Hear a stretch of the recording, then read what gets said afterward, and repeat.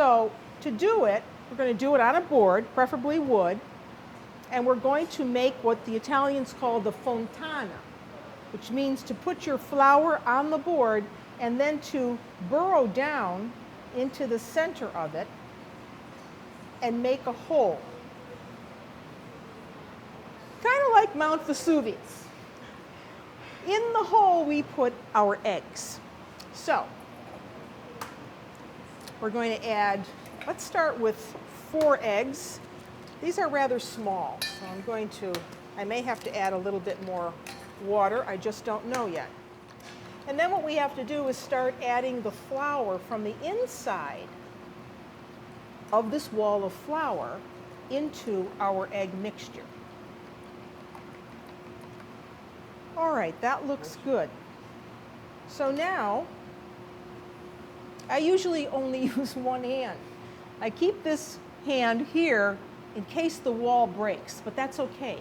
Even if the wall breaks, if you're astute enough, you can get enough flour into it to get it into a rough mass. But I usually start right here, 12 o'clock, and I bring the flour in from the inside of the wall, the inside, mixing it carefully. Obviously, you could also do this in a food processor, but this is the classic way to do it.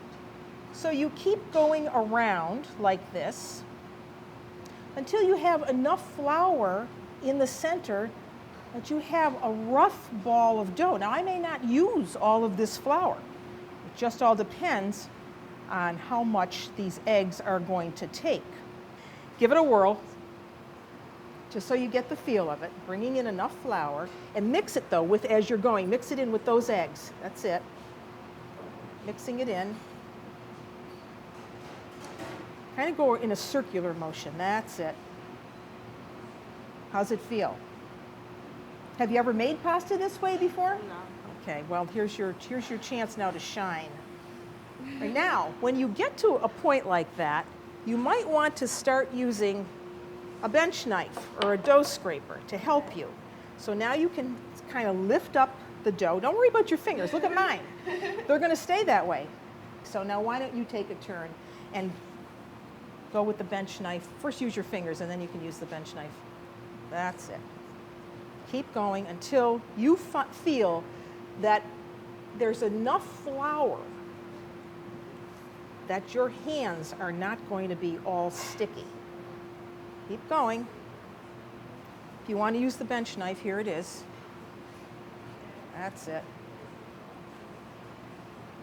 Okay. Don't add all that flour if you don't have to.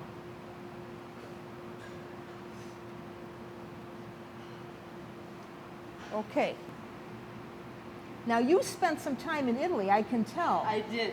Yes, I can tell by watching you that you kind of have the knack of it. Very good. I made a good amount of pasta over there. Yeah. And was this the way you did it? Yeah, by hand. A mano. Tutto a mano. Si. Everything by hand. And that's looking much better. We're going to cut this up and work with small pieces again. We're going to keep 3 of them covered on a little bit of under flour here so that they don't stick. Okay, so here is our first piece of dough. But what's nice about this is you can see my hand. Can you see my hand behind there?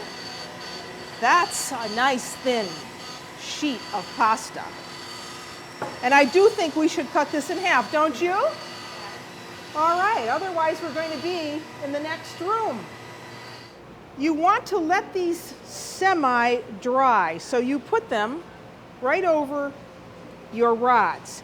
You're not drying these completely because we have to cut this. And if you dried it completely, you would have nothing. It would be just all brittle. Now that we have them on the rod, the next thing you would do is either move your hand crank that you have in this hole, or if you have a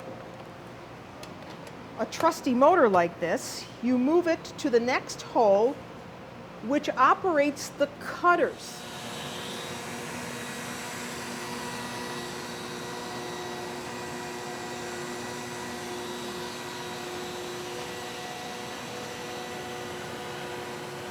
Okay, and that's exactly what you want because you'll know that it's the right dryness because you see how these are not sticking together?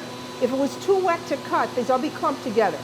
So they're very, very swingy, like a grass skirt. Why don't you work on the next sheet? I think this is perfect, ready to go. And we'll come back and sauce those later.